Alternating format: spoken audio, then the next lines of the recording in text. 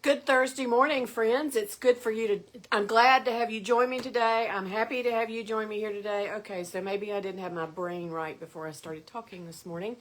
It's Thursday. It is Thursday of Holy Week, which means that it is Maundy Thursday. I thought I would talk to you about Holy Week and Maundy Thursday today just to educate you a little bit.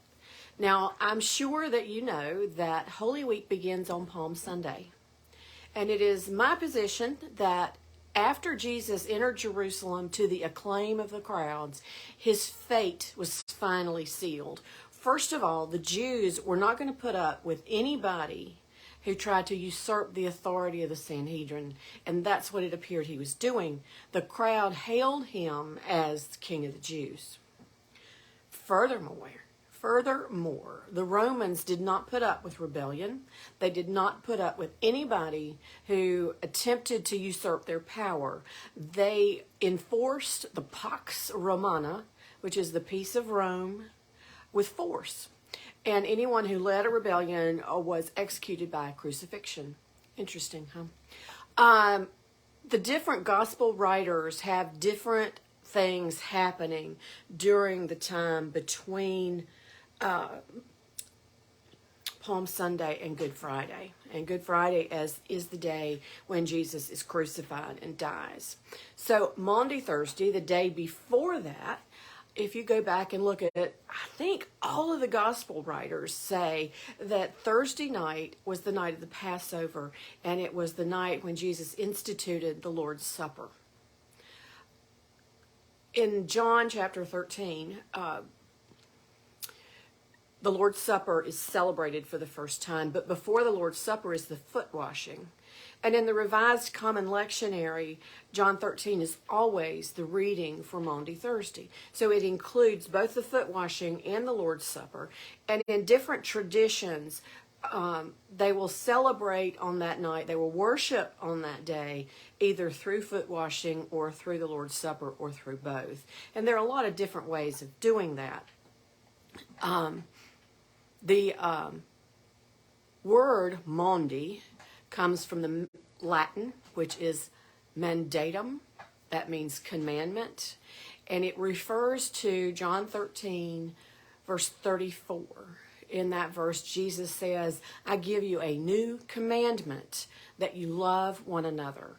And mandatum is commandment. So the Maundy Thursday, yes, it's about the Lord's Supper and foot washing, but it is also about this new command that Jesus gives to his followers, that we should love one another.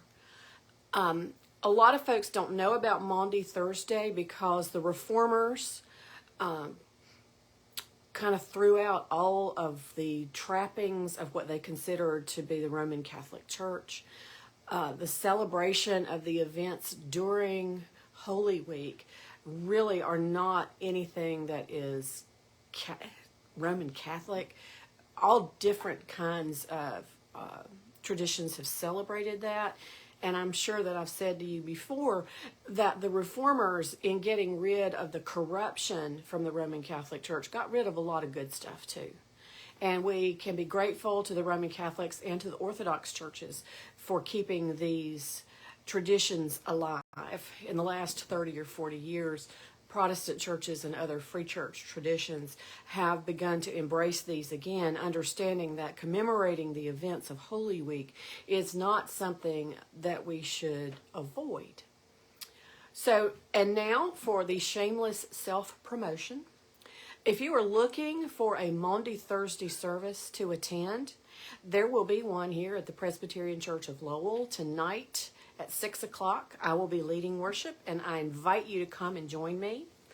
If Thursday night is not good for you, then I also invite you to the First Baptist Church in Gastonia at 6:30 tomorrow for a Good Friday service. That's going to be a tenebrae, which is a service of silence and shadow. It is a commemoration of all that happened on Thursday and Friday, from the Lord's Supper and the betrayal through the trials to Jesus' death on the cross. It will be scriptures and hymns, and we would love to have you come and join us then. There will also be communion at that service. Easter Sunday, the Presbyterian Church of Lowell will have worship at 10:30 as usual. I will be again at the First Baptist Church in Gastonia. We have an early service, a sunrise service at 6:45. It will be indoors. We decided that the weather indicated we might want to be inside rather than outside freezing and stinking up to our ankles in mud. So anyway, I'll be there then. I will be there at their 11 o'clock worship as well. Tom Short will be delivering the message at First Baptist on Easter Sunday. So you have lots of opportunities. Everybody everywhere is having some kind of a service or lots of services. Please choose somewhere to go and to worship with God's people on this most important and most holy time of the year. I hope that you have a great Easter weekend, and I will see you again next Thursday. Have a great week, and goodbye.